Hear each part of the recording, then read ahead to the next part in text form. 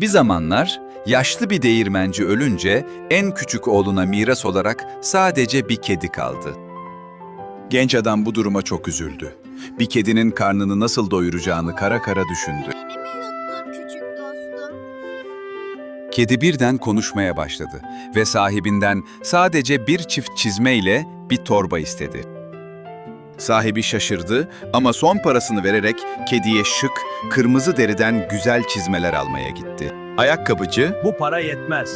Ama birkaç abone ve beğeni hiç fena olmaz. dedi. Lütfen abone olmayı ve beğenmeyi unutma. Genç adam şık, kırmızı deriden güzel çizmeleri kediye verdi. Çizmelerini giyen kedi aynaya baktı, bıyıklarını düzeltti ve kendine "Tam bir beyefendi" dedi.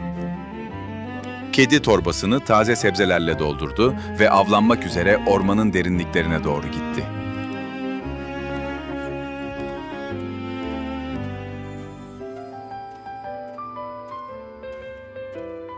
Kurnaz kedi torbasını açık bırakıp çalılıkların arkasına saklanarak sessizce beklemeye başladı.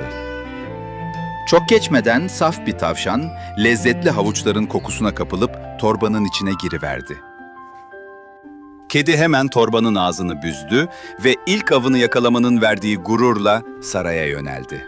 Kralın huzuruna çıkan kedi, bu avın efendisi Karabaş Markizinden bir hediye olduğunu söyledi. Kral bu kibar kediden ve Markiz'in nazik hediyesinden çok etkilenerek ona teşekkür etti. Elbette majesteleri. Kedi haftalarca saraya hediyeler götürdü ve hayali Markiz'in adını tüm ülkeye duyurmayı başardı. Bir gün kralın ve güzel prensesin nehir kenarında gezintiye çıkacağını duyan kedi hemen plan yaptı. Sahibine nehre girip yıkanmasını söyledi. Saklıyorum, çabuk Kedi ol. ise Aman o sırada tanrım, kıyafetleri bana çalılıkların altına sakladı.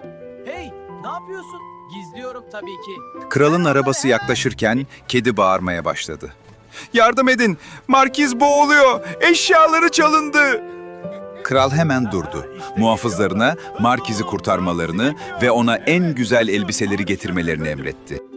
Yeni kıyafetler içinde genç adam tıpkı gerçek bir prens gibi göründü ve kral onu arabasına davet etti.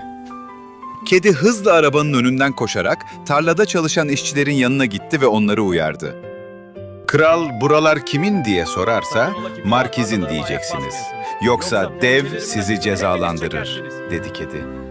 Kral geçtiği her yerin Markiz'e ait olduğunu duyunca gencin servetine ve gücüne hayran kaldı. Kedi sonunda bölgenin asıl sahibi olan korkunç ve çok güçlü bir devin şatosuna varmayı başardı.